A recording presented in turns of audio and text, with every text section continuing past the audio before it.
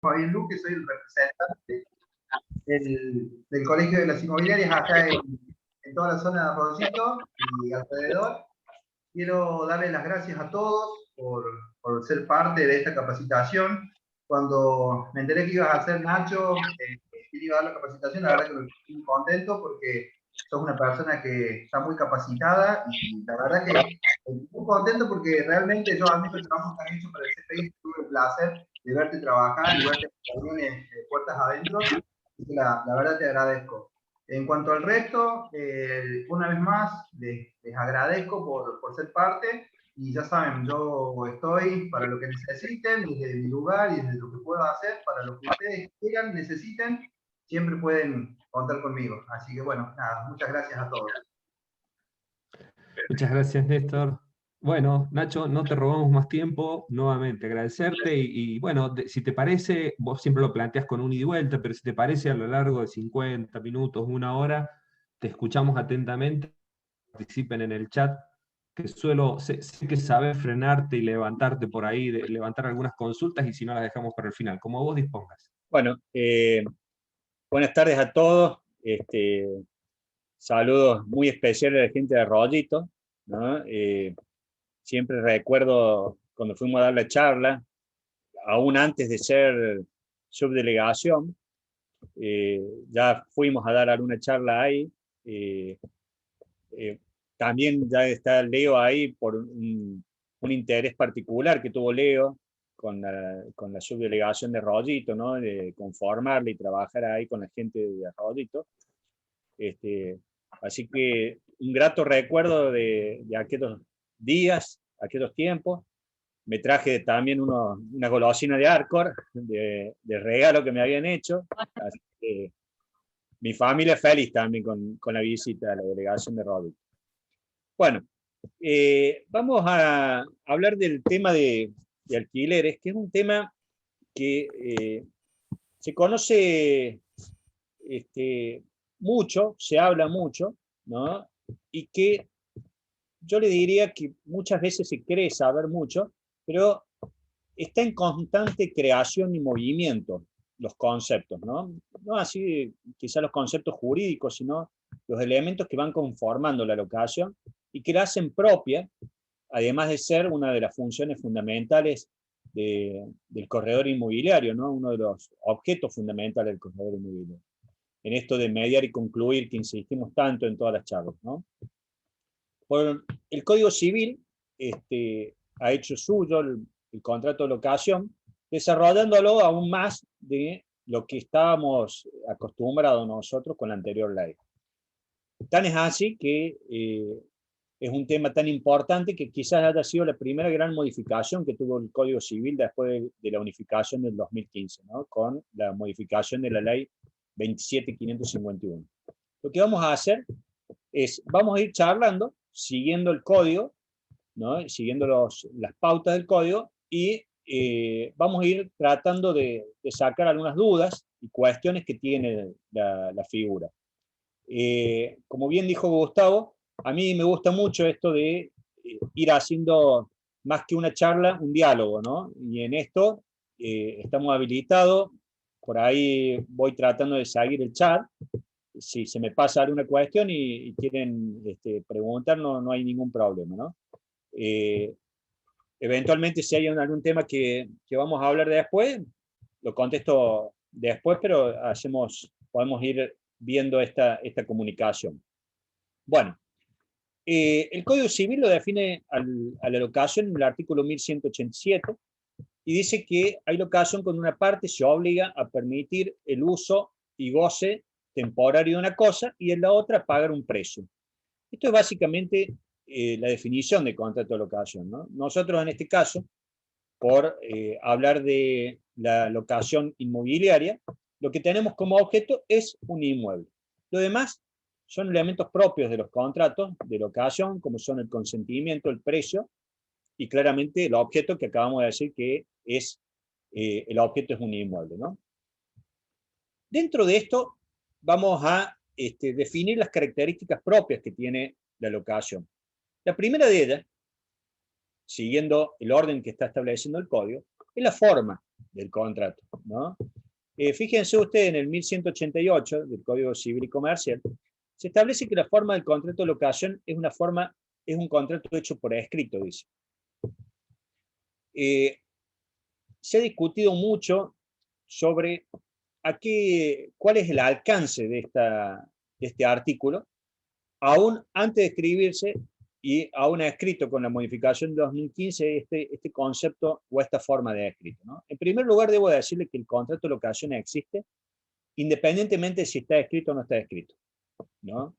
¿Qué nos ayuda el que esté escrito? ¿Por qué digo esto? Porque si ustedes van a la definición anterior, dijimos, es cuando una parte se obliga a otorgar se obliga a otorgar a otra el uso o goce de una cosa a cambio de un precio, ¿no? Entonces el contrato se configura en ese momento, cuando yo permito que otro use algo, goce de ese algo, y que el otro me pague un precio. Esta característica es fundamental en el contrato de locación, y es además lo que nos va a dar la naturaleza del contrato, ¿no? Pero el contrato tiene que ser escrito, sí, esa es la forma. El contrato existe ya existiendo estos dos elementos de los que estamos hablando, ¿no? Entonces la forma, lo único que va a hacer es plasmar, va a ser la prueba de la existencia del contrato. Pero el contrato se puede probar de muy diversas maneras, ¿no? Vamos a hacer una aclaración en esto. Siempre es conveniente tener el contrato por escrito. ¿Por qué? Porque nos evita mayor discusión con respecto a la prueba, ¿no? Que existe el contrato, existe, y habrá que demostrarlo si existe o no. Hace poco vi un fallo del doctor Díaz Vida Asuso, y ratificado por la Cámara Quinta, en donde precisamente el doctor, hay una continuidad del contrato de alquiler, y la parte demandada sostiene que no es una continuidad del contrato, sino que es una renovación del contrato. Díaz Villasuso dice, no podemos hablar de una renovación de contrato cuando no ha sido plasmada en la forma, más allá de la existencia de elementos, por ejemplo, como son el pago mensual, que continuaban. Entonces Díaz Villasuso dice, si el contrato ha sido realizado en debida forma, es decir, en forma escrita, su renovación también debe ser en forma escrita, ¿no? Y en consecuencia, al no existir esa forma escrita, no existe renovación, y entonces tengo que hablar de continuidad del primer contrato. No sé si me estoy explicando en este concepto, ¿no? Entonces, fíjense ustedes que en este caso Díaz Villasuso sí exige la necesidad de la forma, pero porque ya estaba confeccionado y ya estaba aceptada esa forma, ¿no? Y esta forma además nos estaba mostrando de qué tipo de contrato o qué tipo de continuidad o renovación existía, ¿no? Esto para que lo tengamos claro. De hecho, el 1188 dice que la forma también se debe exigir para sus prórrogas y modificaciones, ¿no? Entonces, cuando lo tenemos en forma escrita, necesariamente prórroga y modificaciones tienen que estar en forma escrita, porque de esta manera conocemos a qué tipo de contrato o tipo de relación nos estábamos enfrentando. Otra cuestión importante del contrato de locación es que el contrato continúa independientemente de las situaciones que tengan las partes, ¿no? ¿Por qué? Porque tenemos un locador y un locatario. ¿Cuáles son las situaciones que pueden pasar en las partes? Y precisamente las situaciones pueden ser que el locador o el locatario, por alguna causa, deje de ser parte del contrato, ¿no? Y esto, cuando digo alguna causa, estoy hablando precisamente la principal, que es la causa de muerte del locador o del locatario, y eventualmente que el locatario se retire del inmueble, ¿no? Sigue siendo parte del contrato, pero no en relación con el inmueble. Esto hace, el contrato de locación tiene la particularidad de que continúa por todo el tiempo que estaba establecido en el contrato, ¿no? Independientemente de las vicisitudes que tengan el locador o el locatario. En caso de muerte, los derechos se transmiten, los derechos del muerto se transmiten en sus sucesores, ¿no? Pero el contrato se transmite en cuanto a sus derechos y a sus obligaciones. Y las obligaciones precisamente respetar el contrato. Entonces esto también lo tenemos que tener en cuenta. En caso de abandono, sobre todo en el caso de abandono, estamos hablando en los contratos habitacionales, ya lo vamos a ver con más detenimiento, pero en el caso de abandono del inquilino, ¿no es cierto?, locatario, el contrato continúa con aquellas personas que tenían trato de familia con respecto al locatario, ¿no? Y esto, aunque no lo crean, es mucho más común de lo que parece, y es la situación en cuanto se disuelve por alguna cuestión, ya sea el matrimonio, la relación afectiva, ¿cierto? Entonces, una de las partes se retira, en este caso el locatario, que era el responsable del contrato, se retira del inmueble y quedan habitando en ella aquellos que tenían trato de familia, ¿no? Aquellos que tenían trato de familia pueden ser las parejas o eventualmente los hijos de la persona. Si bien el locatario va a continuar con sus obligaciones, esto de manera alguna termina el contrato y permite que aquellos que tenían trato de familia continúen en la ocupación del inmueble mientras dure el tiempo del contrato, ¿no? Esto lo vamos a tener que tener en cuenta, esto lo vamos a analizar de nuevo cuando expliquemos esto de las características fundamentales que tiene la locación para habitación, ¿no? Bien. Otra cuestión dijimos, ¿cuál es el objeto? En este caso nosotros hablamos de, por ser inmobiliarios, hablamos de inmueble, ¿no? Este es el objeto. Cuando hablamos del objeto tenemos que hablar también de cuál es el destino, cuál es la función.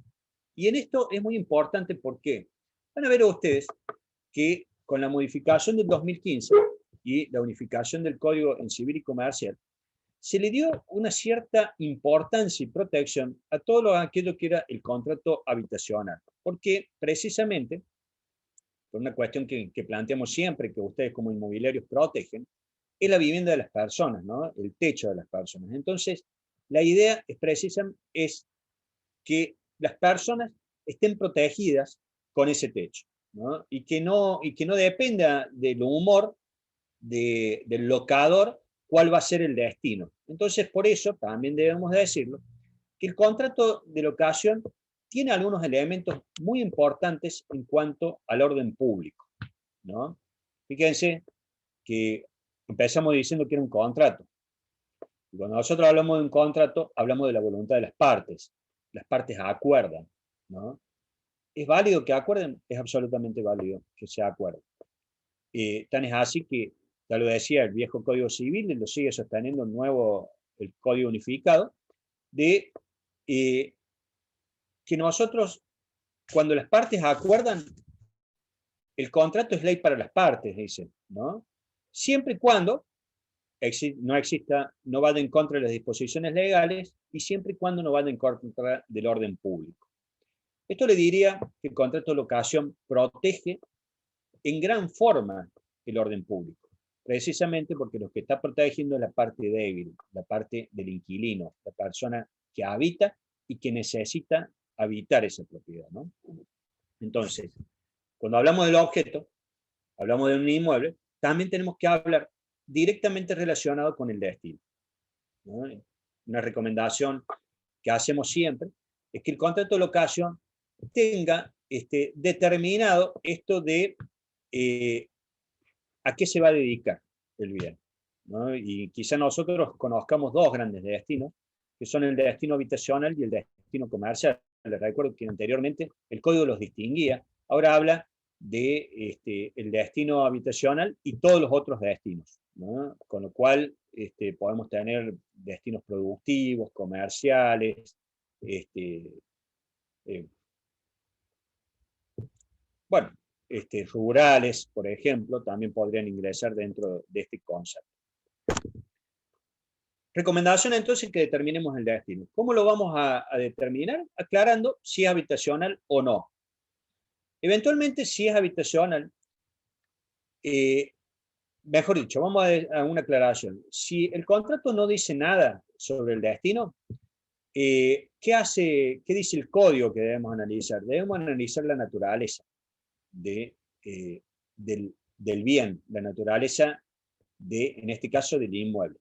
¿Y cómo analizamos la naturaleza? Ustedes más que nadie son especialistas en esto para decirme, cuando ven un inmueble, para decirme si el inmueble es apto para comercio, es apto para vivienda, ¿no?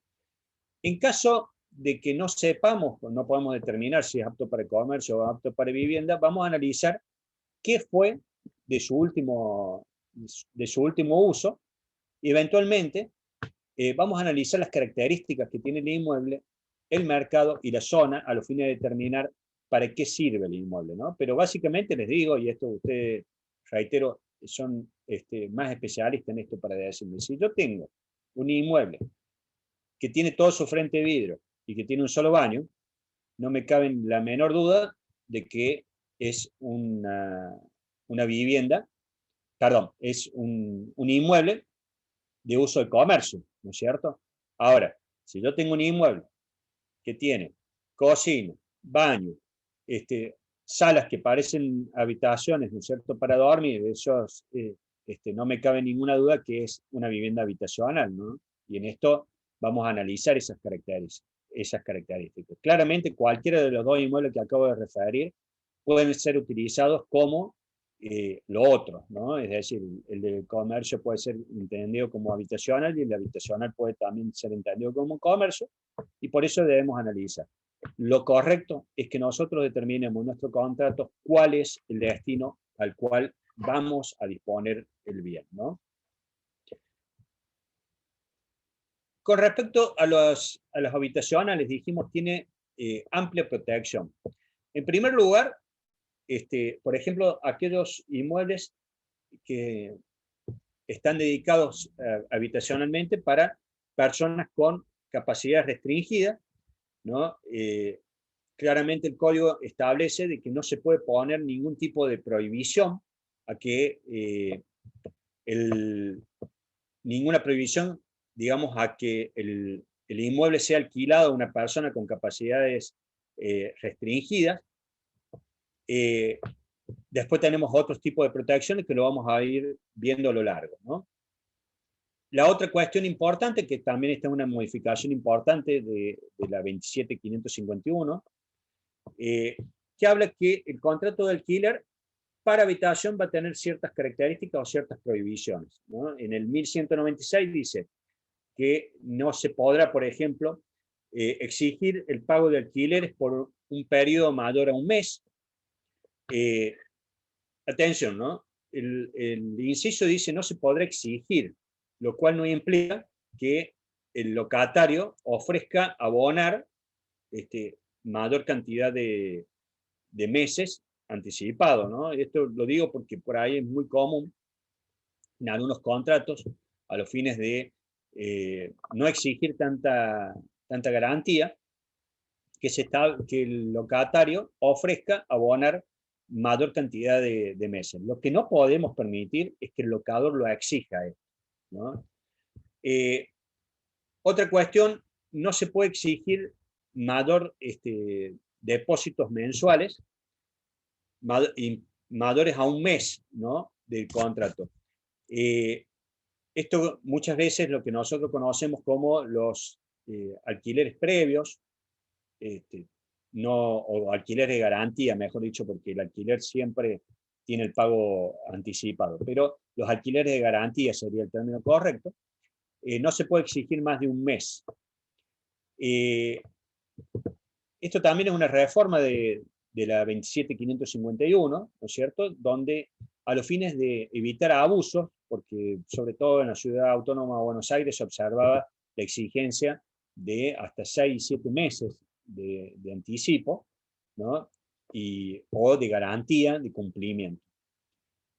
Cambio importante también de la 27551 dice que esta fianza, este mes de fianza que se pide como anticipado,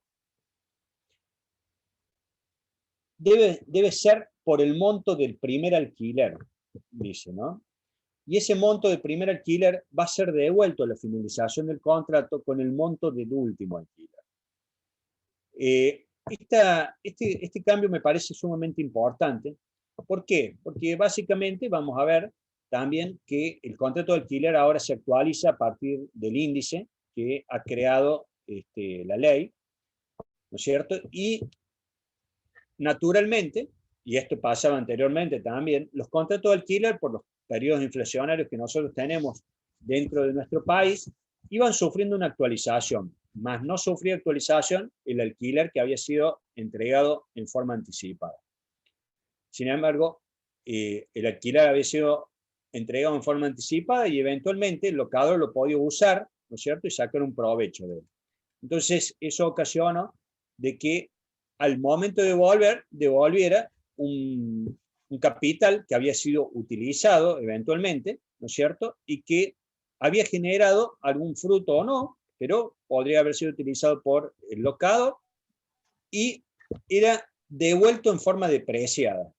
Entonces, este agregado, esta modificación que hace la 27551, lo que intenta es precisamente reconocer el mes de alquiler como si fuera un concepto de una especie, si se quiere, ¿no es cierto?, en el sentido de permitir la actualización, y yo deposité un mes de alquiler, recibo un mes de alquiler, ¿no? Y esa es un poco la idea. Nacho, Sí. Levanta la mano Marisa Herrero, no sé si es por una consulta, Marisa, o seguimos.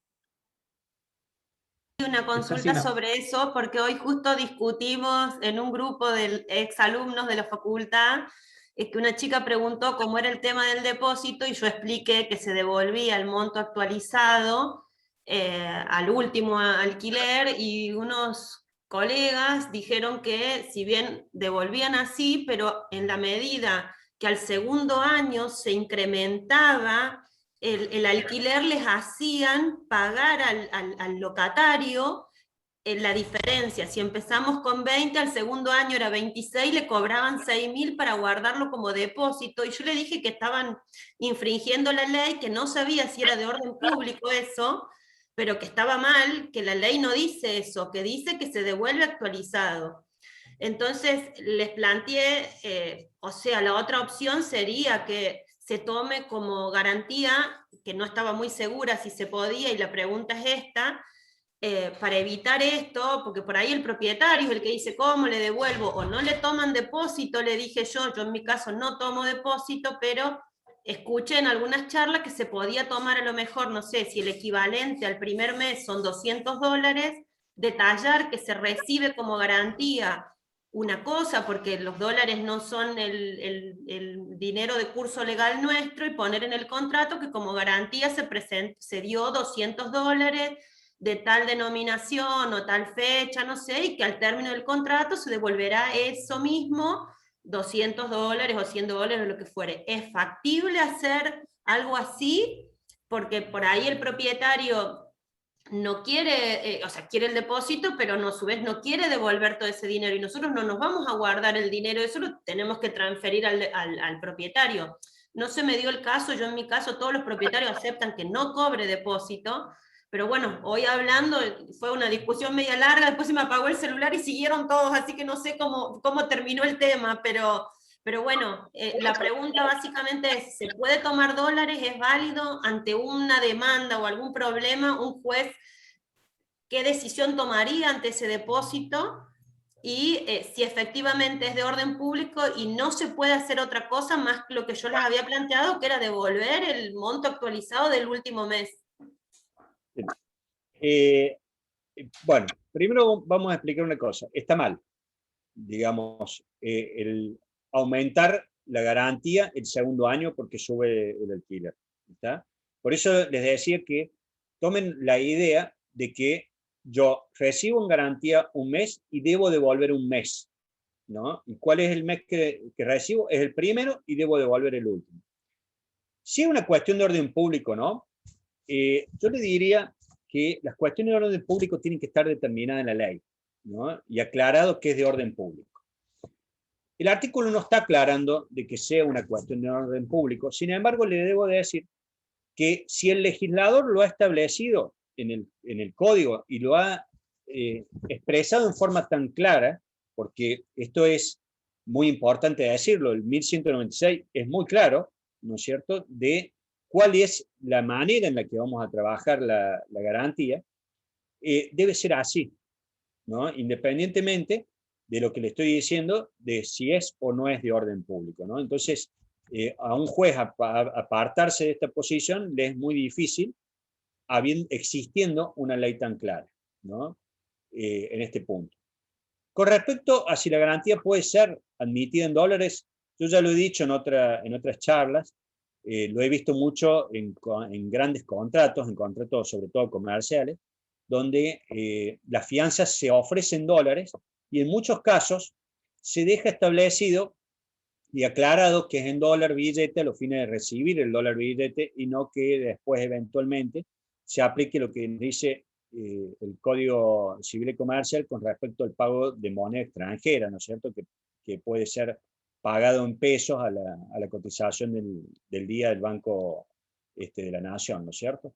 Entonces, a los fines de evitar esto, en esos contratos se establece que va a ser en dólar billete, en algunos casos le sacan fotocopias a los billetes que han sido entregados por la numeración, ¿no es cierto?, a los fines que le sea devuelto el mismo billete que le fue entregado. Yo siempre digo que lo he visto esto, pero si le devuelven otros billetes, muy posiblemente no va a haber discusión sobre el respecto, ¿no? Reitero, es muy claro el artículo, el 1196, y es así. Se recibe en garantía el primer mes, se devuelve el último, ¿no? ¿Qué puede pasar? Muchas gracias. Quería puntualmente volver al tema con mis colegas porque no me gusta que estén haciendo las cosas mal, por eso quería bien clara para ser bien clara después en comentarlo. Gracias. Sí.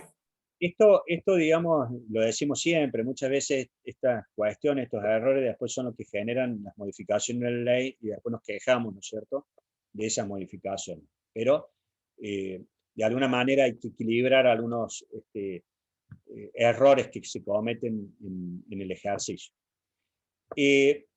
¿Para qué sirve el depósito en garantía? También lo aclara en 1196, ¿no es cierto? El depósito,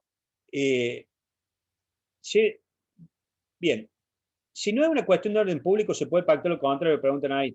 Básicamente, no siendo una cuestión de orden público, se puede plantear lo contrario. Lo que sí, por eso aclaraba, que en este caso, el artículo es muy preciso y eventualmente, si el locatario plantea de que ha sido de alguna manera violentado los fines de firmar eso, el juez puede entender que la cláusula es nula, ¿no?, por la claridad que tiene la norma en este aspecto. Entonces yo le diría que tengan mucho cuidado con respecto a este tipo de aclaración.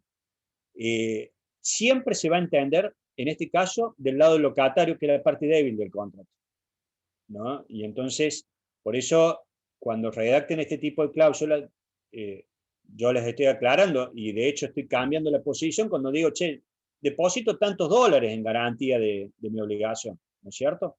No estoy diciendo lo mismo que dice el artículo, pero seguramente cuando se devuelvan esos dólares, yo estoy protegiendo al inquilino, ¿no es cierto? En realidad estoy protegiendo a ambas partes, pero no estoy perjudicando en nada al inquilino, ¿no? Y entonces esto va a hacer que el juez entienda más favorable esa posición al cambio de la ley. No sé si estoy siendo claro con el concepto, ¿no? Bien. Le decía, el depósito en garantía, ¿para qué está? Nacho, precisamente... perdón. Sí. Nacho, pero eso siempre siendo facultativo al inquilino, no algo obligatorio en una condición que se le sea impuesta, ¿no? O sea, que sea facultativo al inquilino proponer eso. Por eso esto es importante, la aclaración que hace Leo, ¿no es cierto? Es que el inquilino tiene que estar en posición de ofrecer esto, ¿no es cierto? Lo mismo que le dije recién, el inquilino quiere pagar 6 meses, lo paga los 6 meses, lo que yo no le puedo exigir que pague los 6 meses, como locador, ¿se entiende? En este caso es lo mismo. Si el inquilino dice, yo no, voy a aceptar esto, el problema lo tengo, es que por más que lo firme de esa manera el inquilino, eventualmente después si me lo discute, tiene muy buena posición para discutirlo, ¿no? Y entonces le quedará al locador demostrar que no violentó de ninguna manera el contrato en esta condición, ¿no? Después lo vamos a ver, por ejemplo, cuando hablemos del plazo, y por ahí si me olvido les voy a pedir que me recuerden, cuando hablamos del plazo, de que el plazo mínimo puede ser modificado por el inquilino también, ¿no? Pero háganme acordar así, porque muchas veces se nos pasa esto y es un elemento importante. ¿Para qué está entonces, habíamos dicho, este depósito? Es precisamente para garantizar el cumplimiento de las obligaciones. Pero fíjense que el artículo también dice que el depósito tiene que ser devuelto al momento de ser devuelto, al momento de ser devuelto el inmueble, ¿no? Entonces dice, al momento que me restituyen el inmueble, yo tengo que devolver el depósito. Hay una excepción que podría ser, que es que yo reserve, ¿por qué? Porque queden pendientes de pago las obligaciones que son tributarias o de servicio. ¿Y qué dice el artículo? Dice, lo que yo tengo que hacer es reservar X cantidad. ¿Cuál es la X cantidad que puedo reservar? Es precisamente la de los últimos meses de ese servicio o de ese tributo. En el caso de los tributos, de los impuestos, es más fácil, porque tenemos un número determinado. No así en el caso de los servicios, que puede variar en cada periodo, ¿no? Entonces, lo que tengo que hacer es guardarlo. Eventualmente, pagado después por el locatario, viene, me trae los comprobantes, yo se lo devuelvo, o eventualmente el propietario lo paga ahí y tiene el comprobante del pago, ¿no? Siempre debe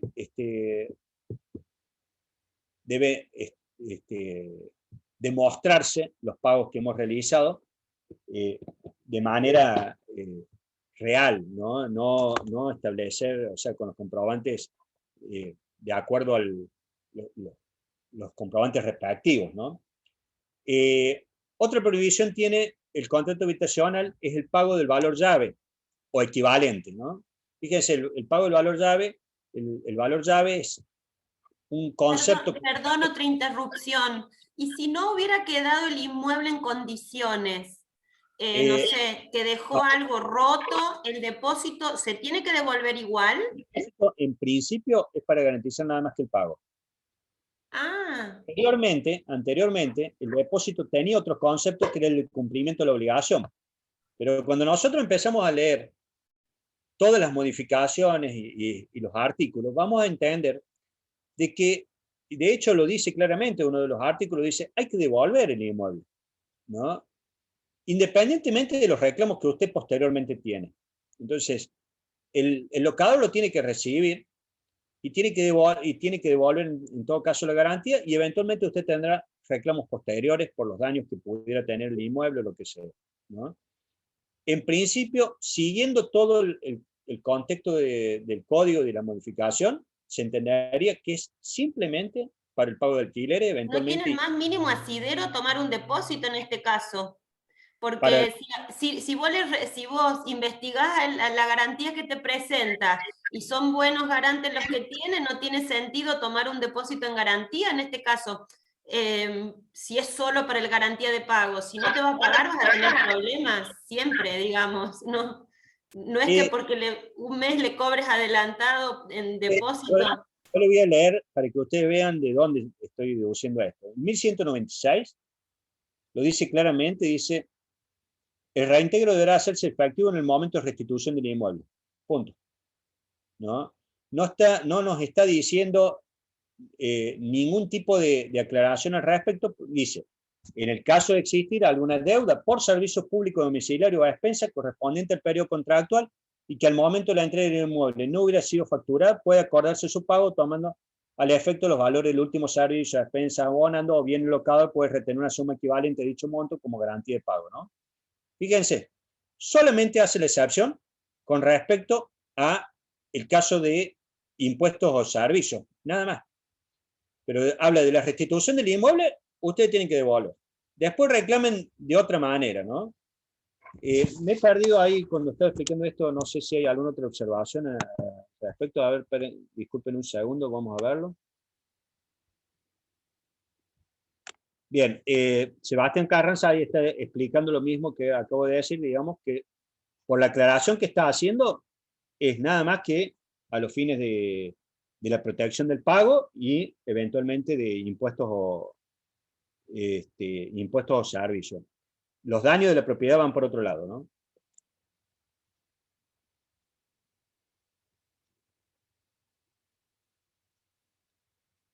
Bien. Bueno, esto es más o menos lo que estábamos aclarando. Otra prohibición del artículo del 1196 es la firma de pagaré o cualquier otro documento. Esto era una práctica habitual, ¿no es cierto? No correcta, pero habitual. En donde se hacía firmar pagaré por la parte del contrato, del precio del contrato, ¿no es cierto? Que a lo mejor ni siquiera figuraba, o se hacían firmar pagaré en garantía del cumplimiento del pago. Estos son contratos totalmente prohibidos, documentos totalmente prohibidos, y si el inquilino les acredita a ustedes la existencia de esos contratos y de esta relación, esos pagarés son nulos, ¿no? Esta es también una modificación de la 27.551. Entramos ahora a otra modificación importante de la 27.551, que es el plazo. El plazo de los contratos de locación anteriormente, les recuerdo, era de 2 años para el habitacional, y para los otro tipo de contratos era como mínimo de 3 años. ¿Qué hizo la modificación? Unificó los plazos y llevó todos los contratos, todos los mínimos a 3 años. Los máximos para el caso habitacional son 20 años y para otro tipo de contratos son 50 años. Cuando se unificó el código, esta modificación no fue extraña, ya existía jurisprudencia que establecía la necesidad de ampliar el plazo mayor que existía antes, ¿no es cierto? Y se permitió este plazo de máximo para otro tipo de contrato de 50 años. ¿Cuál es la idea del contrato habitacional no más de 20 años? Es precisamente de no esconder otro tipo de figuras dentro de ese contrato de alquiler. Entonces, se entiende como un tiempo prudencial, el tiempo máximo de 20 años. Veo muy difícil un contrato habitacional a 20 años, ¿no? Sobre todo por el tema de la inflación que nosotros tenemos en Argentina, pero está absolutamente autorizado. Habría que ver cómo empieza a funcionar la nueva fórmula a los fines de la actualización de los montos. ¿Qué nos dicen el contrato? ¿Qué nos dicen los plazos? Específicamente a partir del 1197. Nos dice, no podrá existir el plazo mínimo establecido por ley, ni tampoco los plazos máximos que acceden. Y cuando habla de los plazos máximos, dice, yo puedo firmar un contrato por plazo máximo, pero eventualmente, o por cualquier plazo que no sea máximo, pero eventualmente las renovaciones o las continuidades no pueden superar el plazo máximo, ¿no? Esto como condición. ¿Qué pasó? Existen excepciones al plazo mínimo, y en esto vamos a decir que el plazo mínimo legal tiene algunas excepciones, bastante conocidas por nosotros. Básicamente tenemos las excepciones en caso de embajadas o consulados, ¿no es cierto? O habitación de algún extranjero, de algún funcionario extranjero que ocupe cargo dentro de estas embajadas o consulados. Las habitaciones con muebles con destino de turismo o de descanso o similares, dice el código, ¿no? Siempre y cuando no supere los 3 meses. Si supera los 3 meses, se presume que es un contrato habitacional y el plazo mínimo es de 3 años, ¿no? ¿Esto qué quiere decir? Que yo puedo hacer contratos por plazos menores si voy renovando, o si la continuidad de la ocupación supera los 3 meses, entonces vamos a estar ante un contrato habitacional cuyo mínimo es de 3 años. Las locaciones para guardar cosas y aquellas de exposición o de feria, digamos, también no rigen los plazos mínimos. Hay un contrato, el concepto de la funcionalidad que tiene el contrato, que también acepta que sea menor. ¿Qué funcionalidad? Es de acuerdo a la finalidad que tiene el contrato. Entonces, si las partes han firmado ese contrato con una finalidad determinada, el contrato puede ser inferior a los 3 años. Lo que sí hay que aclarar que en el destino que tiene el contrato, hay que aclarar por qué, cuál es la finalidad del contrato y cuál sería el motivo por el cual ese contrato tiene un plazo menor a los 3 años. El caso típico es el contrato, por ejemplo, de una persona que es trasladada a una determinada localidad o ciudad para la realización de una obra. El estudiante que viene de intercambio y que va a estar un año viviendo o estudiando o realizando su actividad académica, ¿no es cierto? Aquel estudiante que a lo mejor necesita un plazo menor a los fines de poder recibirse. Todas estas cuestiones tienen que estar en el contrato y tienen que ser demostradas, ¿no es cierto?, para que ese contrato por finalidad sea menor. ¿Qué les decía? Que por ahí si me olvidaron, no me hagan olvidar. ¿Puede el inquilino establecer un contrato con plazo menor? Sí, eventualmente puede. Condición: que el inquilino se encuentre en ocupación del inmueble, ¿no? Es decir, que haya firmado el contrato y que esté ocupando el inmueble. En ese caso, eventualmente el inquilino puede determinar que el contrato de locación tendrá un plazo inferior a los 3 años. Pero fíjense ustedes de lo que estoy hablando.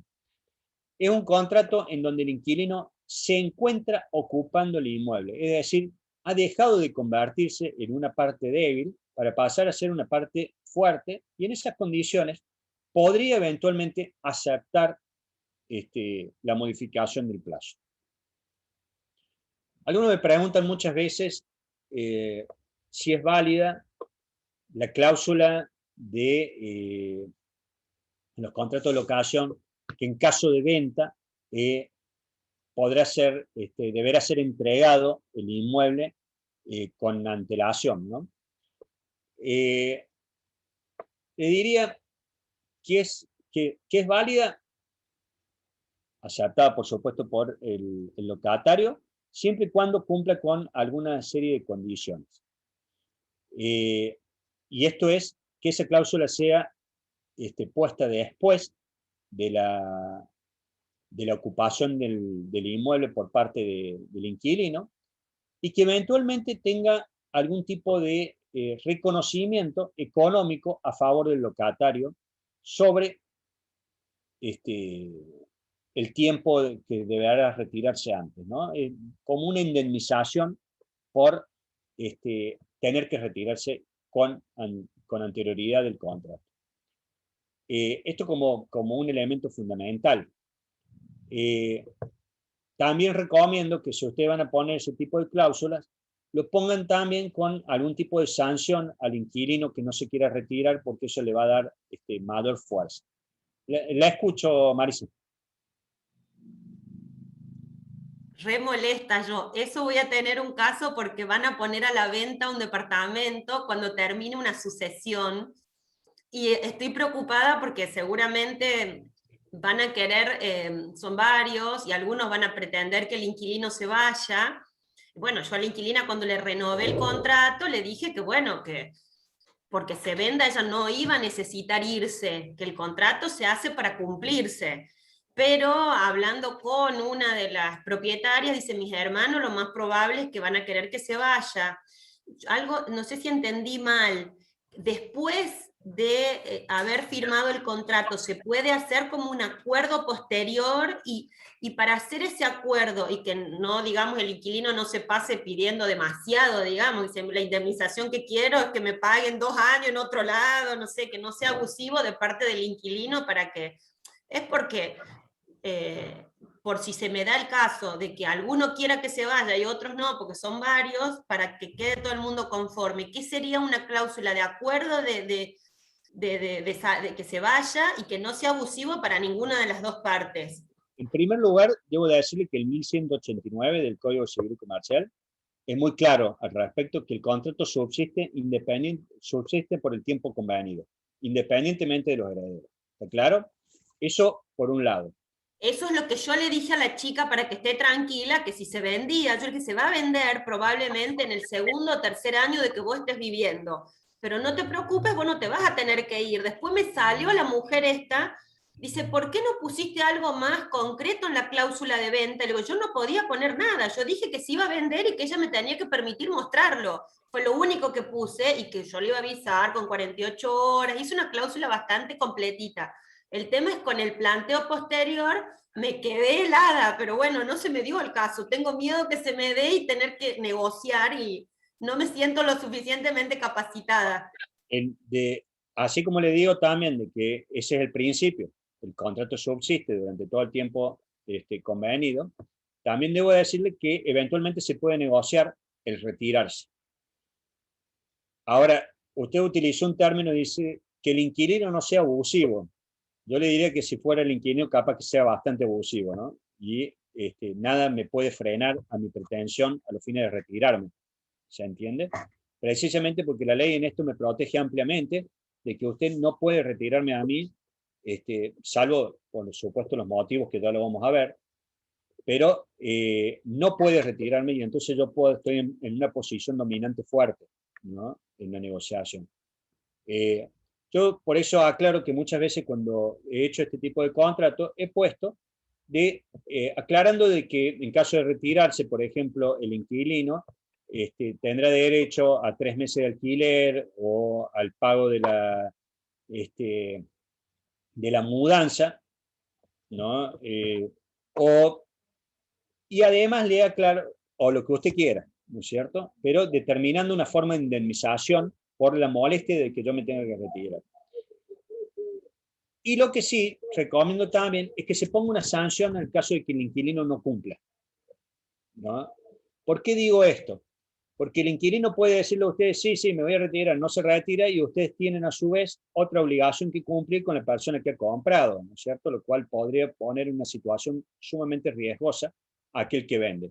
Entonces, por eso yo pondría las dos cláusulas, la de indemnización y eventualmente la de sanción en caso de incumplimiento. Pero sería con posterioridad. Yo, por ejemplo, el año que viene se lo publica, se lo va a poner a la venta y ahí hacer un acuerdo y que ese acuerdo sea cumplible por ambas partes, digamos, una cosa así. Sí, le diría, podría eventualmente hacerlo al momento de la firma del contrato, tanto discutible, ¿no? Por esto que le digo que yo no lo hice. El inquilino debería estar en ocupación del inmueble, ¿no es cierto? A los fines de firma. De todas maneras, yo en mis contratos establezco esto, o establecía, mejor dicho, en mis contratos yo ponía esta posibilidad de venta demostrable mediante escritura, ¿no es cierto? No a la simple comunicación de una venta. De esta manera yo le garantizaba al inquilino que existía prueba fehaciente de la venta y no que era cualquier motivo el cual me llevaba a establecer esto de la cláusula de retiro con anterioridad, ¿no? Bien, vamos entonces a cuáles son las obligaciones del locador. Fíjense, a mí muchas veces nosotros tenemos establecido en el 1200, en el 1201, 1202, bueno, perdón, tenemos en el 1200 al 1204 bis ahora, tenemos todo lo que son las obligaciones del locador, y a partir del 1205 las obligaciones del locatario. A mí siempre cuando yo veo la palabra obligación me gusta hablar de obligaciones y de derechos, ¿no? ¿Por qué digo esto, esta doble figura? Porque todo aquello que me obliga me da el derecho a. Entonces, me gusta analizar quizás estas obligaciones y derechos del mismo lado, ¿no? Entonces, obligaciones del locador. La primera obligación, les recuerdo que por definición es entrego una cosa y permito el uso y el goce, ¿no es cierto? ¿Para qué entrego la cosa? Para el destino al cual se determinó en el contrato, ¿no?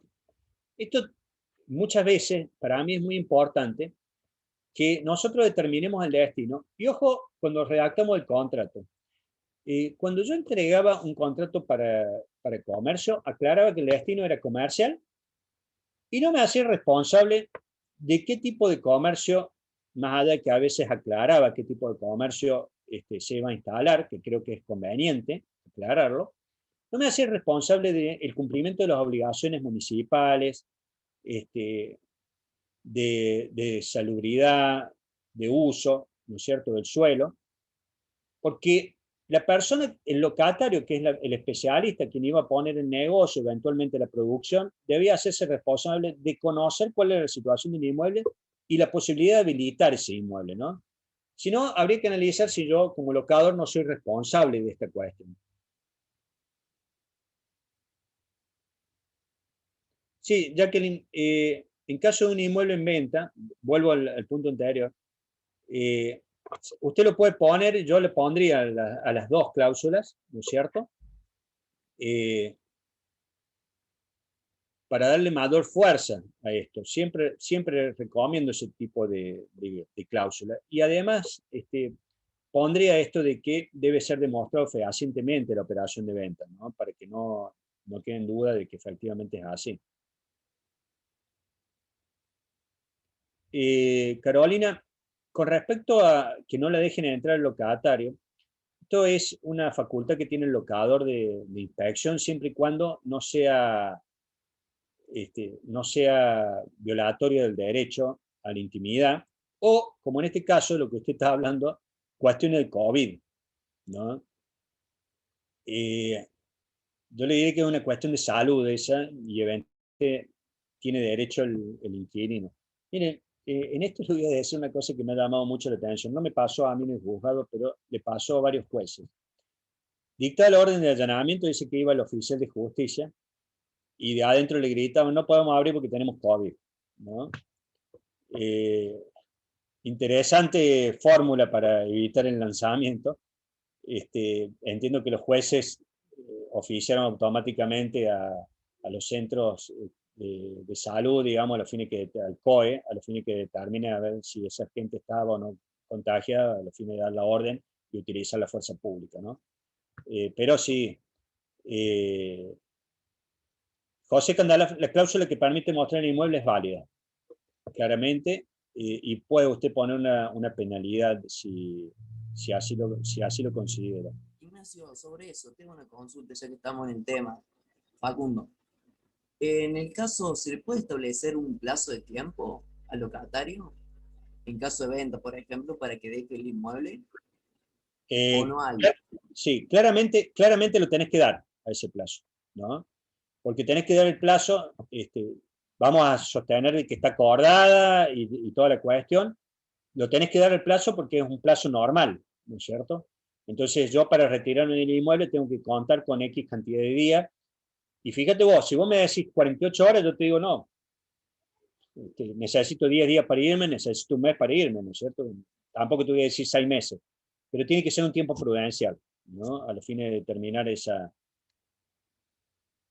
yo le diría que las sanciones que se le pueden poner a un inquilino siempre son sanciones de tipo económico, ¿no? Y como dice José, ahí José Candela, las monetarias son las únicas que funcionan, ¿no? Entonces, no sé si hay algún otro tipo de sanción más efectiva, y en el caso de los inquilinos que funcionen. Con respecto, yo creo que sí, que son monetarias, económicas, nada más, ¿no? Bueno, habíamos dicho entonces, en cuanto a las obligaciones del locador, es entregar la cosa, entregarla a la cosa para el destino, ¿no? ¿Esto qué quiere decir? Que si yo la entrego, tiene que funcionar todo, para el destino que yo la estoy entregando. Y en esto voy a ser un poco claro, por ejemplo, con el tema de las habilitaciones de luz, gas, ¿no es cierto? Que ahora necesitamos los aptos eléctricos, el apto de gas. Ya lo dijo, hay mucha jurisprudencia al respecto. Yo jugaba con una trampa anteriormente en los contratos de alquiler. Yo decía que alquilaba el inmueble sin servicio y que el inquilino es responsable de los servicios. Fíjense esta trampa interesante que había descubierto cuando era abogado. No me hacía responsable del funcionamiento ni de la luz, ni del gas, ni del agua, ni de nada, hasta que hubo un fallo de la Cámara Sexta que dijo claramente que si el destino es habitacional, se entiende que el destino, y pasa a la red de gas natural, se entiende que el inmueble debe ser entregado con gas natural y el locador es responsable del gas natural, con lo cual la viveza que tenía yo en mi cláusula se terminó, ¿no? Ha sido bastante claro el código también con respecto al destino. Y dice, si el destino habitacional se debe entregar con todo aquello que hace a la habitación. Y esto es, en el caso, si pasa el gas natural, si pasa el agua, si pasa la luz, con estos servicios instalados. Y es responsabilidad del locador, instalación de los servicios. Como así también el pedido de...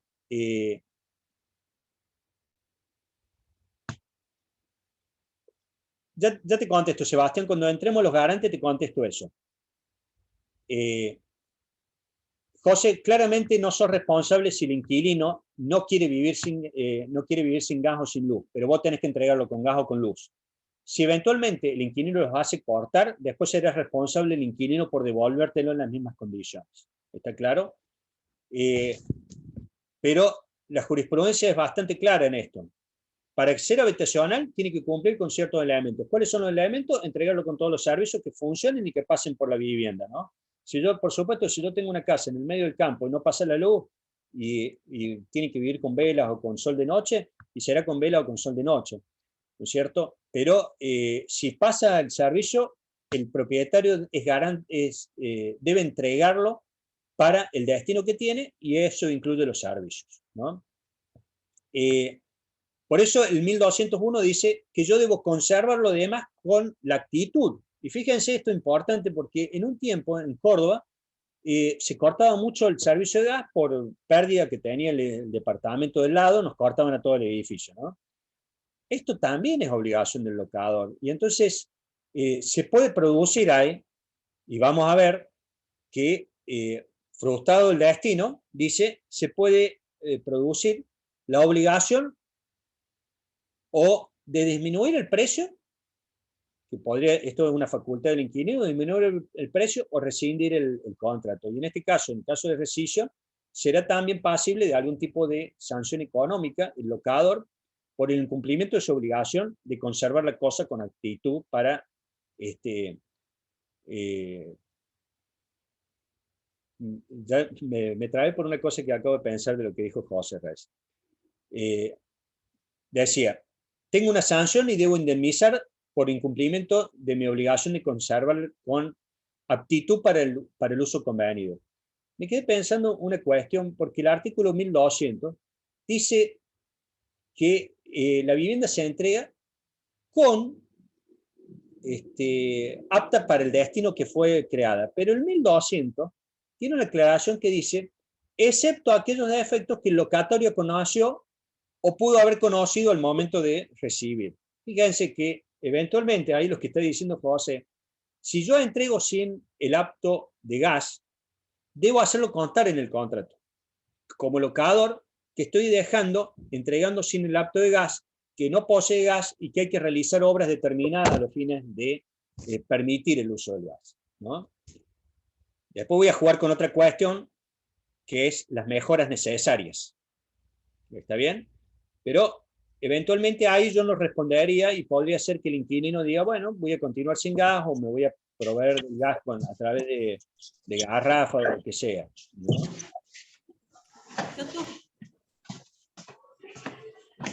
Marisa, no la estoy escuchando yo. Que tuve el caso de que le cortaron el gas 6 meses a un inquilino y le pusimos todo eléctrico, y para que el consumo no sea tan alto le propuse al locador que le pagara la factura de luz, una fortuna, pero bueno, no quedaba otra porque el inquilino no tenía la culpa, así que durante 6 meses hasta que volvió el gas se pagó la factura de luz. Y bueno, fue una opción, no se le disminuyó el precio del alquiler, pero fue una opción acordada y bueno, aceptada por las dos partes. Bien. Es una opción absolutamente válida, ¿no? La transformación de los sistemas. Particularmente utilizaba una cláusula, yo en los contratos, que decía que en caso de se produjera la salida del servicio, ¿no es cierto? O la no prestación del servicio por parte del ente encargado, los contratos míos establecían una disminución proporcional, ¿no? Entonces lo tabulaba la disminución, y yo decía que en cuyo caso, en caso de no estar el servicio de gas, se disminuía el contrato en un 20%, entonces yo lo tabulaba directamente. Esto generaba que el inquilino estuviera aceptando la posibilidad de la no prestación del servicio, y eventualmente que el propietario conociera que él iba a ser disminuido automáticamente durante el tiempo que no tuviera yo ese servicio, la posibilidad de disminuir el precio en un 20%. Sin embargo, siempre también dejé la posibilidad que el locatario pudiera rescindir sin obligación de pago de sanción alguna en el caso de no recibir la prestación del servicio, ¿no? Estos son cláusulas válidas totalmente, ¿no es cierto? Porque estamos previendo un riesgo y lo estamos tabulando el riesgo, ¿no? Lo que no sería válido es disminuir nada más que el 1% del contrato, ¿no? El 20% es un concepto bastante saludable de la disminución. Cuando hay una falla, un defecto en el inmueble que yo alquilé, la disminución tiene que ser lógica. ¿Está claro? Tanto para el locador como para el locatario. Yo he visto muchas veces que, por ejemplo, viviendas que tienen 3 baños y se rompe uno de los baños y dice, bueno, pero no voy a pagar nada del alquiler. O el mismo gas, no voy a pagar nada del alquiler. No, para. El gas es un componente del alquiler, no es el alquiler completo.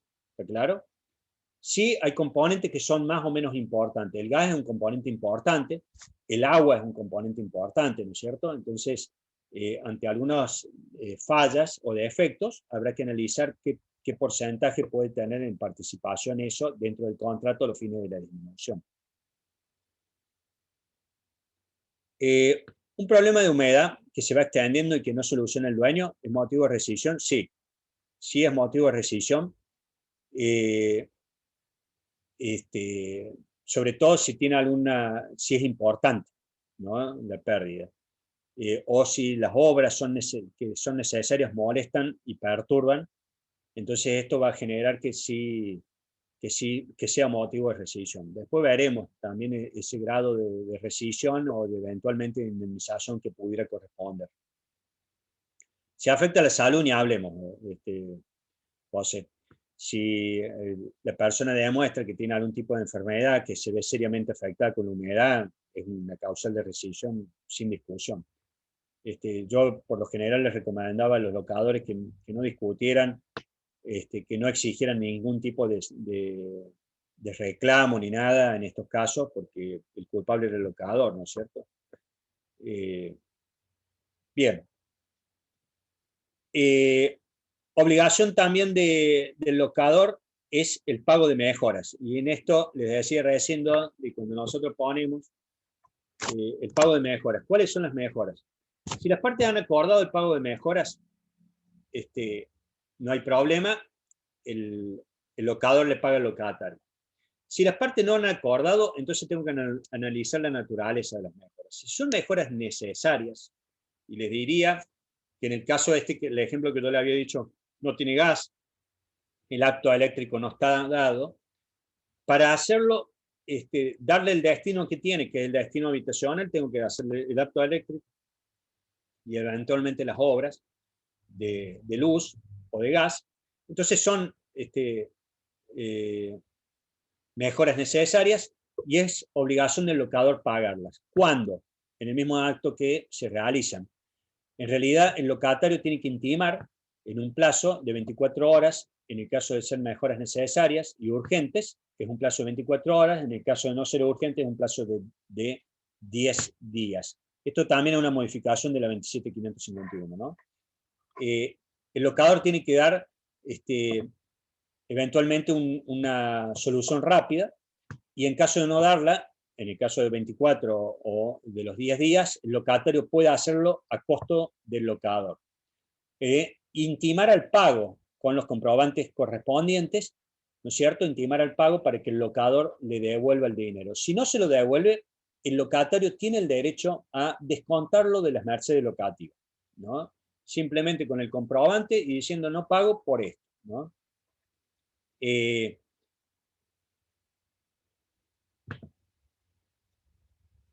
Bien, eso es la modificación del 1204 bis, ¿no? La que acabo de explicar.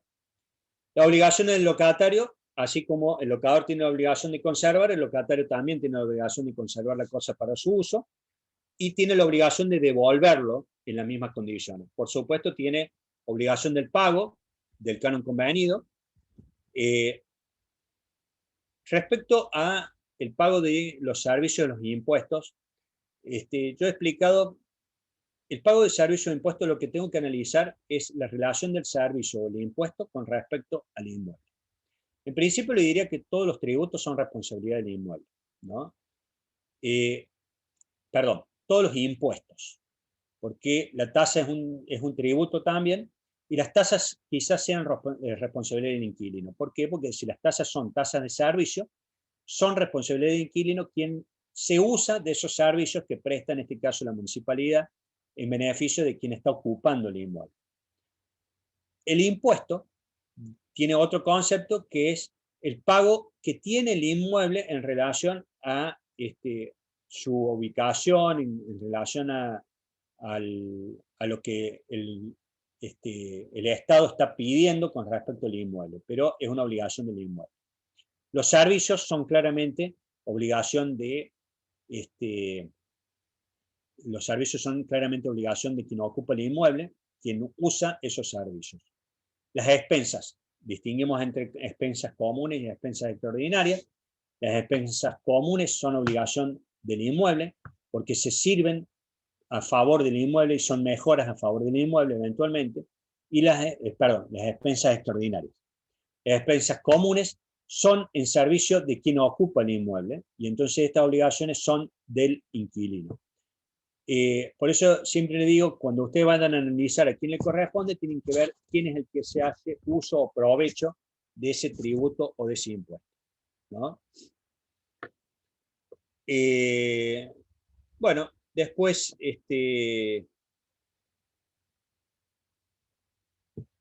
con respecto, para más o menos ir, porque veo que nos estamos extendiendo y por ahí si quieren hacerle una pregunta, sesiones del contrato son válidas, salvo que el contrato establezca que no se pueden, que yo ceda un contrato, la sesión no me libera de mis obligaciones, salvo que el locador, o sea, yo como locatario ceda el contrato, no me libera de mis obligaciones, lo mismo pasa con el locador. Puede existir la posibilidad de que el locatario ceda su posición y que el locador acepte esta cesión, en cuyo caso,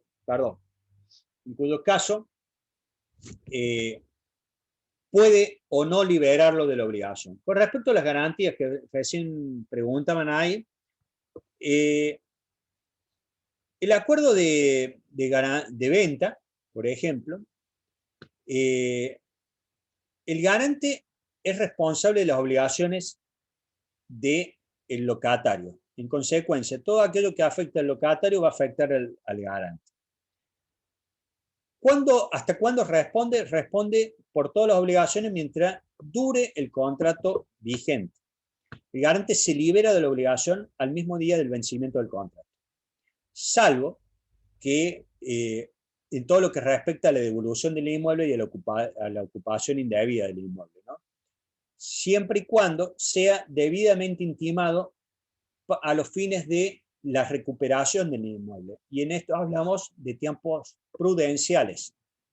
Yo decía la otra vez en una charla que entiendo como tiempo prudencial que la carta de documento se me envíe dentro de los 10 días, de que eventualmente las acciones de desalojo inicien dentro de los 30, 40 días, ¿no es cierto? Esto lo entiendo como tiempo prudencial. Por supuesto que el tiempo prudencial se determina de acuerdo a variados elementos y pruebas, pero esto le diría como regla que no vaya más allá de esos plazos de los que estoy hablando, ¿no?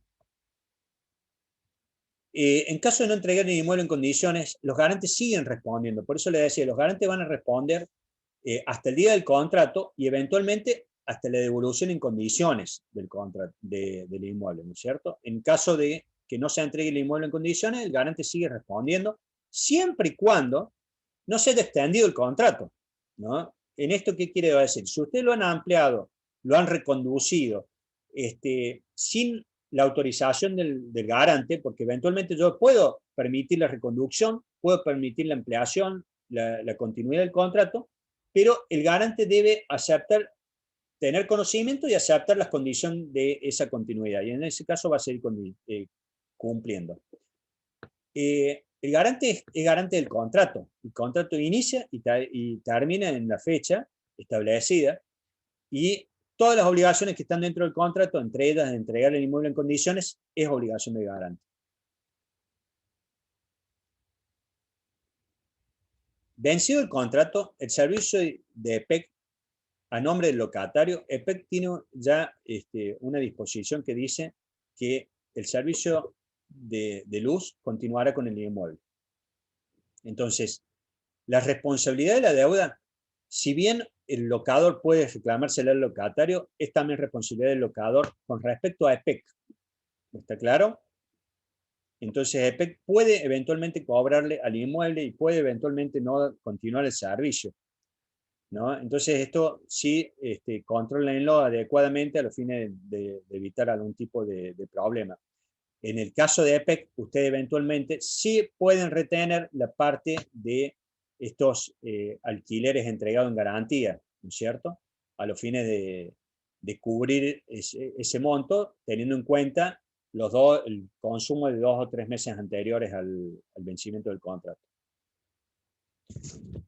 Para resolver el contrato, por ejemplo, el cambio de destino, esto lo dice el 1219, el contrato se extingue por cumplimiento del plazo convenido o por resolución anticipada. ¿Cuándo hay resolución anticipada? Cuando el inquilino establece que se va a retirar anteriormente el contrato. ¿Qué tiene que pagar? Tiene que pagar una indemnización que se establece en un mes en un mes y medio para el primer año y en un mes para los años posteriores.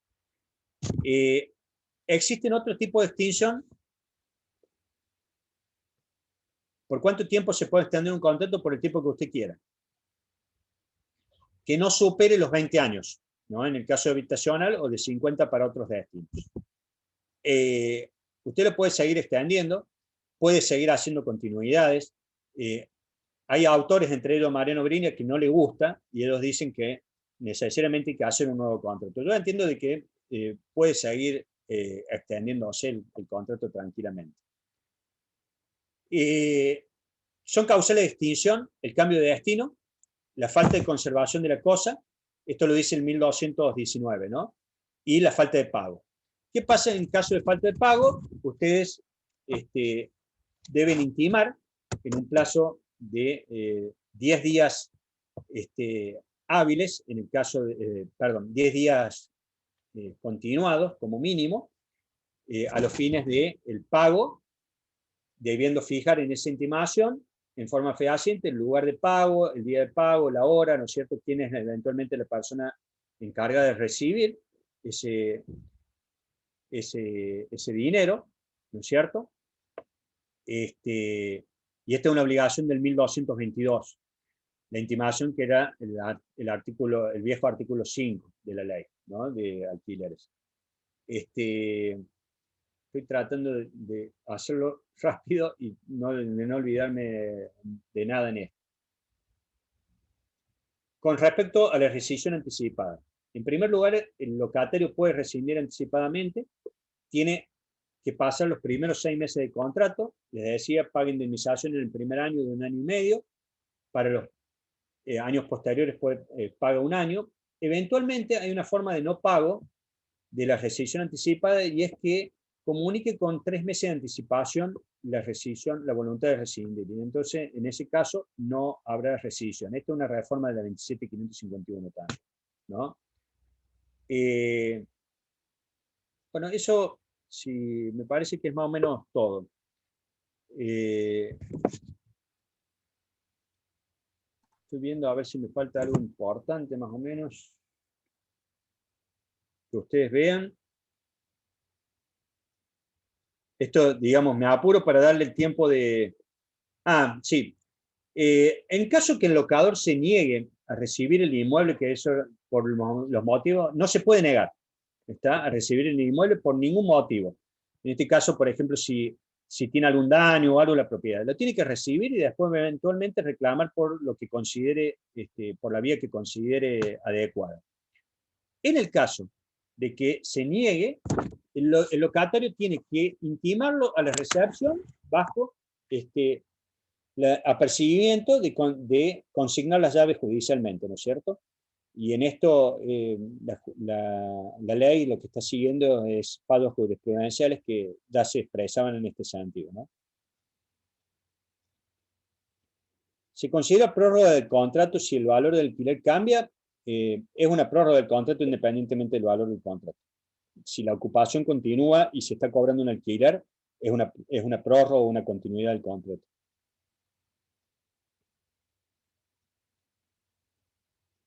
En la multa de la rescisión anticipada, al inquilino es válido cobrarle todo aquello que refiera a la ocupación que realizó. Entonces, si yo ocupé durante un determinado tiempo, tengo que abonar las expensas de ese tiempo.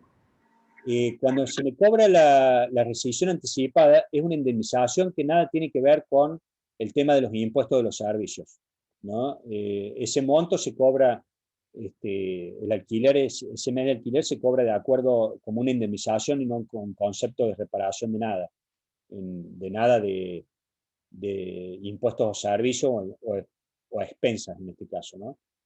Yo impuestos, servicios y a expensas pago por el tiempo que ocupe.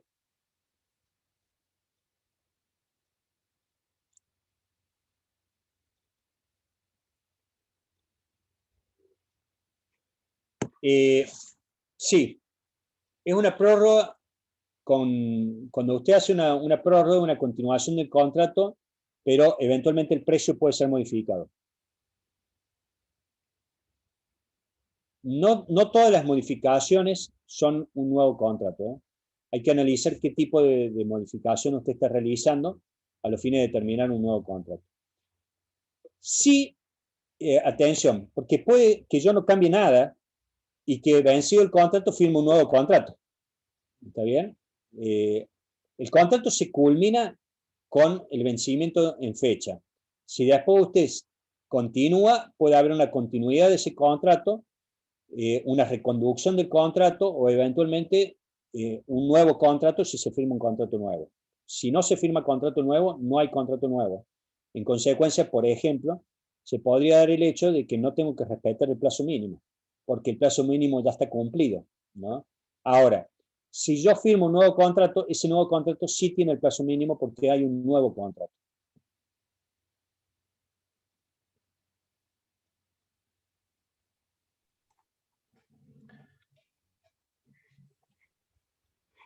Bueno, Ignacio, creo que ha sido un encuentro absolutamente rico. Bueno, ahí Jacqueline sigue.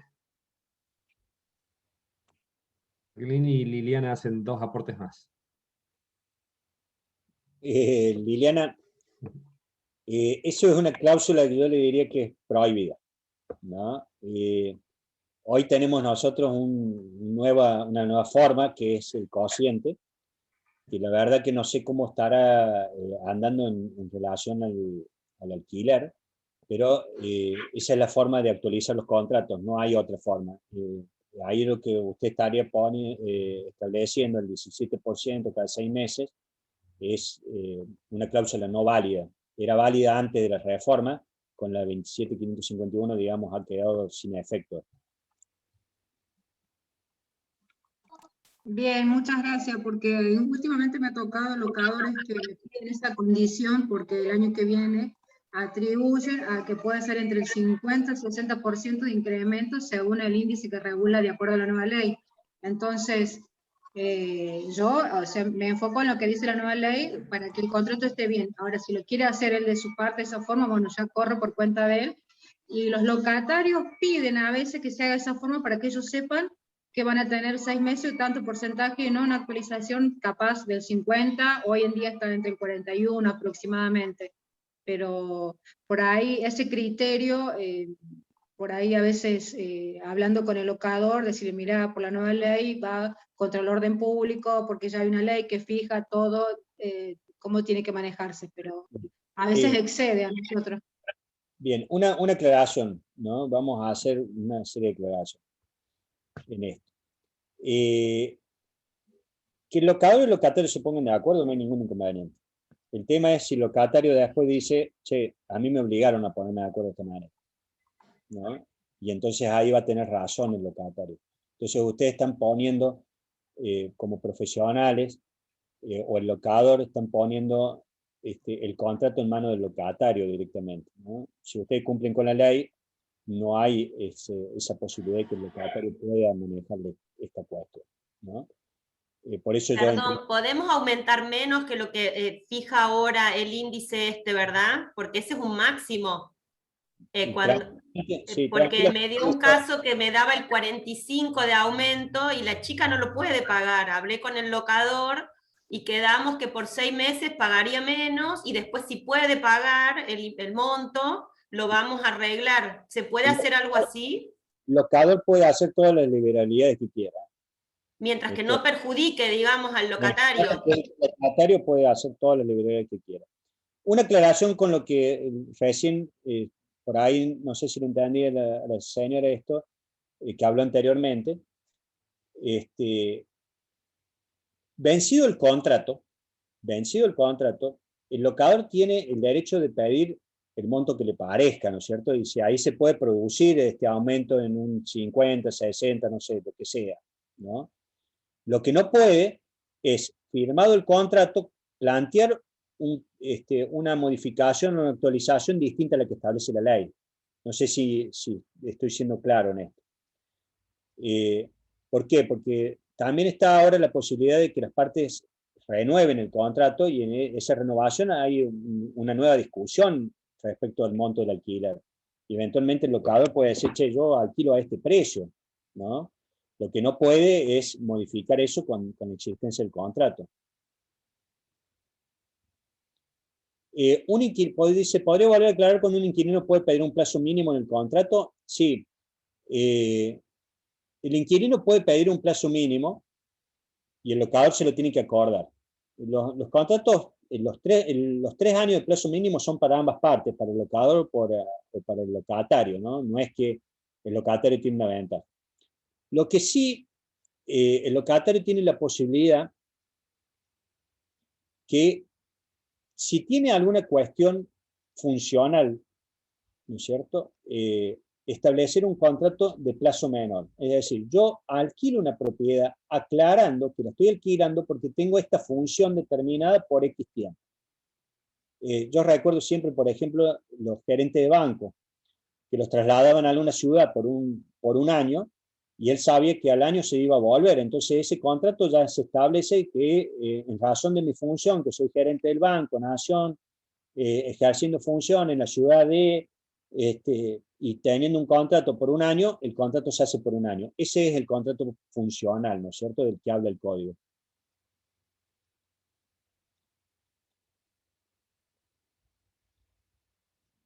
Sí, Sebastián, en los contratos, ahí se me están pasando medio rápido, pero en los contratos, todas las liberalidades que usted haga, las puede poner en el contrato, y que yo haga una liberalidad un mes no quiere decir que lo vaya a hacer los otros meses, ¿no es cierto?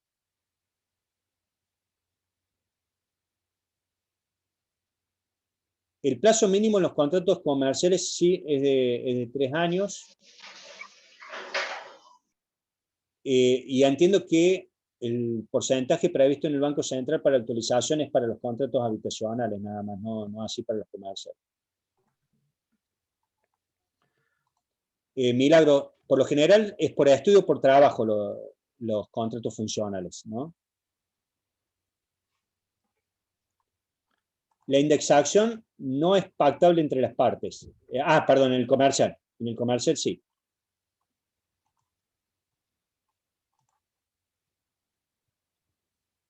Los contratos de arrendamientos rurales también son de 3 años, salvo para algún tipo de contrato rural que también puede ser por cosecha, ¿no? Y en cuyo caso podría llegar a ser por menos.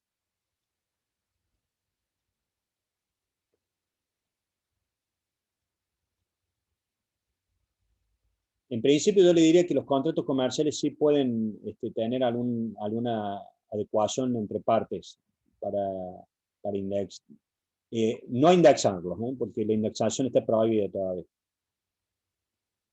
Salvo que use el cociente del Banco Central y entonces ahí esa sería la posibilidad.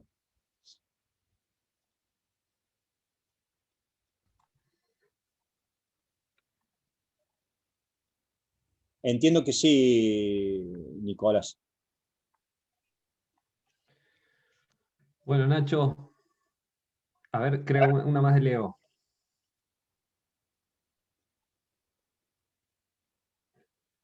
Leo, esa es también una facultad, digamos, funcional, que yo esté construyendo, por ejemplo, un inmueble y entonces determino que voy a alquilar por menos tiempo por la necesidad de esa construcción. El informe sí, tendría que en todo caso demostrar de que está construyendo con un informe profesional, sería válido. En los comerciales entiendo que sí, ustedes pueden determinar, no es necesario el uso del cociente. Una consulta, Ignacio. Hola. Sí, adelante, te escuchamos. Sí. Tengo el caso, yo soy de un pueblo del sur de la provincia, y tengo un caso de una vivienda que la alquilan para la municipalidad, para médicos que vienen, ¿cierto?, al hospital municipal.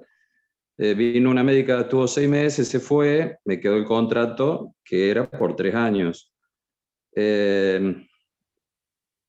Ahora yo hablo en ese caso, sí. ¿Cómo tengo que hacer? La municipalidad me dice no, sí. Ahí hay que analizar si el que te está alquilando la municipalidad, ¿no es cierto? O que eventualmente te podría estar alquilando para personas que van a ocupar un determinado tiempo, pero te podría alquilar por los 3 años y ellos después permitir el ingreso de determinadas personas al inmueble. Está bien. Bueno, el contrato fue hecho a nombre de la doctora, de la médica, con la garantía de la municipalidad. Yo eso lo tengo que rescindir. Ahora yo lo haría a nombre de la municipalidad y que después vayan rotando los médicos e ir poniendo los contratos temporarios que se vayan haciendo. ¿Eso sería lo correcto? Sí, no serían contratos temporarios, serían ocupaciones temporarias. El contrato es uno ahí. Si el que te está alquilando en la municipalidad, el contrato es uno y está determinando que de tal fecha a tal fecha ocupará tal persona.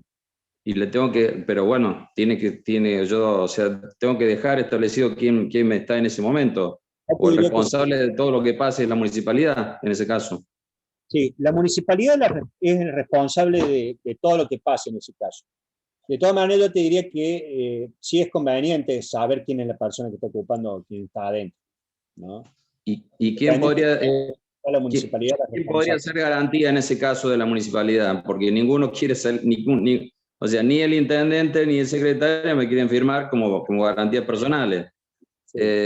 Una garantía de caución no se puede hacer tampoco.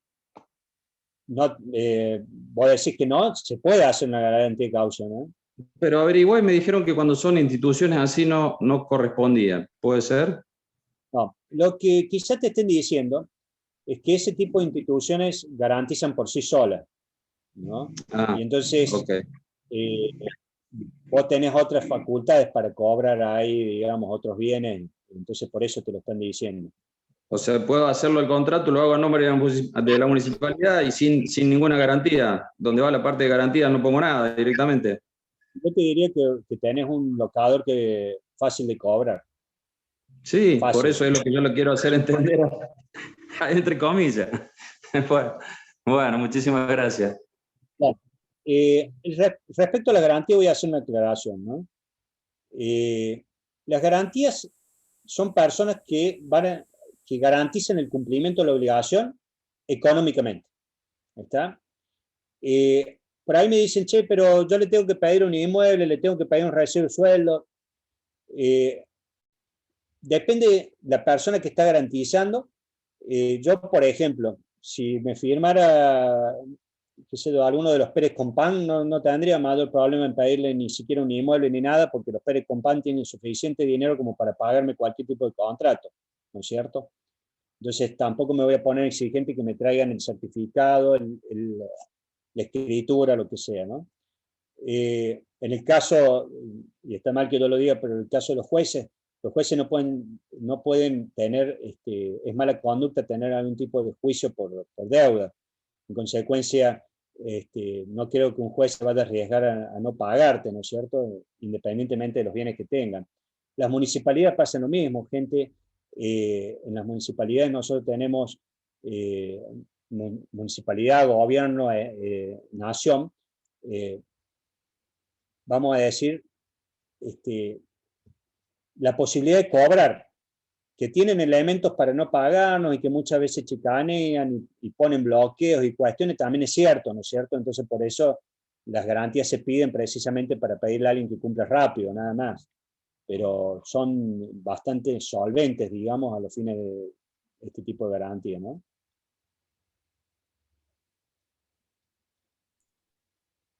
Nacho, ¿puedo? Sí.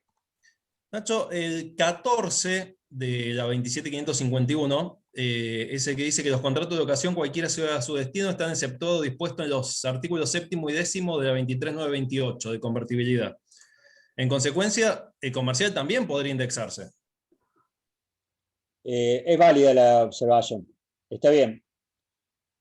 Lo que pasa es que está el tema, cuando yo digo no se pueden indexar los contratos, hay mucho fallo que habla de los índices que se utilicen para modificar los contratos, ¿viste? Pero sí es válido, vos podrías eventualmente indexarlo con la aclaración que acaba de hacer. De último, utilizando el mismo índice de gobierno u otro bien oficial, digamos, no un índice que no sea oficial. Exacto, vos podrías usar cualquier índice. Gracias. Arlet ahí, vos podés indexar cada 6 meses, cada un año, cada lo que a vos te parezca. No hay una obligación de plazo. Ahí lo aclara José. Podés 3, 6, 8, 12 meses. Bueno, muy bien. Natalia. El Banco Santander ahí, milagro. Bien. El Banco Santander da garantía de caución. Por eso la pregunta mía fue si pueden, claramente pueden las instituciones dar seguro de caución. Me parece que la municipalidad no le quiere dar nada más, pero es bastante solvente la municipalidad claro. para hacerlo. Sí, a nosotros nos dio una garantía de caución el Banco Santander porque le alquilamos al gerente de ellos, que alquiló por un año. Así lo hicimos ayer, por lo menos. Sí. Bueno, Nacho, te hemos explotado, estrujado y hemos sacado provecho de mucha casuística. La charla ha sido muy rica, no solo porque has hecho un análisis del articulado paso a paso, sino porque además, bueno, siempre se da muy ameno cuando estás muy pendiente del chat y creo que lo ha hecho rico el encuentro, la participación de todos y todas allí consultando. Desde luego creo que no nos queda duda que Marisa está en el primer lugar de haber aprovechado el encuentro. Marisa Herrera se llevó todas sus inquietudes solucionadas, así que para la praxis profesional. Así que Ignacio, te agradecemos muchísimo. Habilito, como siempre digo, estos últimos segundos para que le demos esa devolución y gratificación que siempre es muy buena, que la podamos expresar y que lo hagamos allí en el chat, como una forma de agradecer en los minutos finales. Ignacio, vos que seguís muy de cerca el chat, también presta atención entonces a esto que es muy grato, que es ver la devolución del auditorio. Un gran abrazo, estamos muy agradecidos por el tiempo y por esta hora y más de hora y media, hora de 40, que llevamos aquí conectado hablando de una herramienta, un instrumento tan importante como es la locación, ¿sí? Bueno, desde ya agradecerles a vos, Gustavo, a Vicky, al Leo, ¿no es cierto?, que siempre me invitan a estas cuestiones, ¿no? Agradecerle también a la gente de Rodito, que reitero, he sido muy bien tratado. También si quieren mandar las golosinas no hay problema. Y bueno, y gracias y a disposición de ustedes, como siempre, saben que el CPI es una casa para mí, ¿no es cierto? Que mi corazón está siempre con el CPI, así que cuando quieran, a disposición de ustedes, ¿no? Muchas gracias, Ignacio. Néstor, saludo final, saludo de despedida y saludamos todos, los saludo a todos hasta la próxima oportunidad. Bueno, muchísimas gracias, Nacho. Espero que la próxima sea presencial y con chocolates, eso lo garantizo. Así que gracias a todos también por asistir, por permanecer. Y Nacho, la verdad que excelente impecable como siempre. Te agradezco un montón. Y bueno, muchísimas gracias. Gracias a todos. Que sigan muy bien. Nos vemos. Hasta la próxima oportunidad. Adiós. Chao, chao. Gracias. Hasta luego. Chao. Que anden bien.